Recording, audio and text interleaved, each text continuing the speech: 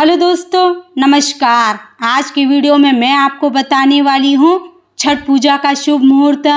छठ पूजा का व्रत भूलकर भी ये 3 स्त्रियों को नहीं करना चाहिए, वरना माँ रुष्ट हो सकती है। और छठ पूजा व्रत करते समय महिलाओं को भूलकर भी ये 5 गलतियाँ नहीं करनी चाहिए, तभी व्रत का फल मिलेगा। तो चलिए जानते हैं कि वो कौन सी 3 महिलाएं हैं जिन्हें भूलकर भी ये व्रत नहीं करना चाहिए। तो चलिए शुरू करते हैं। दोस्तों, आज हम बात करने जा रहे हैं उस व्रत की, उस पर्व की जो हमारे पूरे भारतवर्ष में महिलाएं मनाती हैं।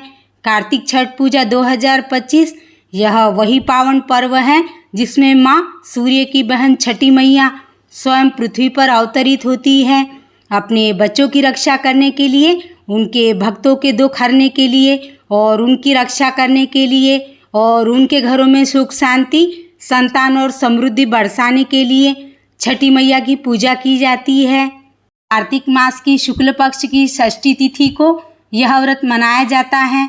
साल 2025 में छठ पूजा सोमवार 27 अक्टूबर को मनाया जाएगा। यह पर्व दीपावली के ठीक 6 दिन बाद आता है और इसकी शुरुआत नहाय खाए की परंपरा से होती है। तो चलिए सबसे पहले हम छठ पूजा का शुभ मुहूर्त देख लेते हैं।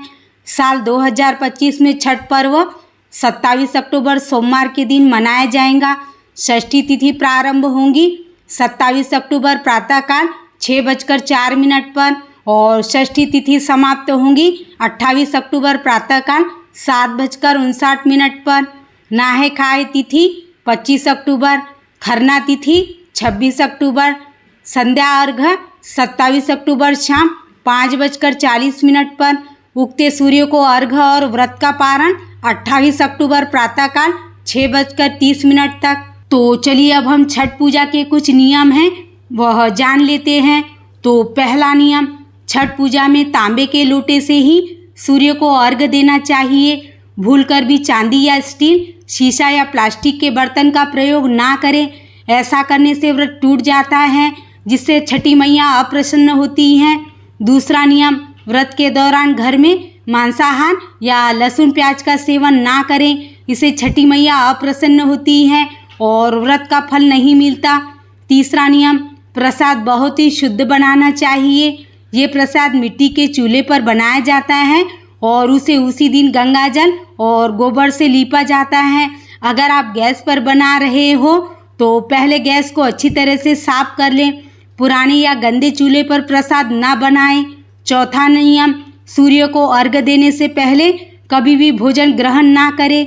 पांचवा नियम, यदि आपने कोई मन्नत मांगी थी और वो पूरी हो गई हो तो छठी मैया को धन्यवाद दें और एक विशेष पूजा करें, वरना छठी मैया रुष्ट हो सकती हैं। छठवां नियम, छठ पूजा में सिंदूरी, पीले या हल्के लाल रंग के कपड़े पहनना शुभ माना जाता है। इस दिन काले रंग के कपड़े ना पहने, नहीं तो माता रानी रुष्ट हो सकती हैं। तो चलिए अब सबसे महत्वपूर्ण बात यह है कि 3 ऐसी महिलाएं हैं जिन्हें भूलकर भी छठ का व्रत कभी भी नहीं रखना चाहिए। पहली वो महिला जिसकी शादी अधूरी हो या बिना 7 फेरे के विवाह हुआ हो। दूसरी जो स्त्री बिना हल्दी चढ़े विवाह बंधन में आई हो। तीसरी जो बेमन से केवल दिखावे में व्रत रखती हो। ऐसी 3 स्त्रियों को भूलकर भी ये व्रत नहीं करना चाहिए, क्योंकि इससे व्रत का अपमान होता है और छठी मैया का अपमान घोर पाप माना गया है। छठ पूजा केवल सच्चे मन, सच्चे प्रेम और निस्वार्थ भाव से करनी चाहिए।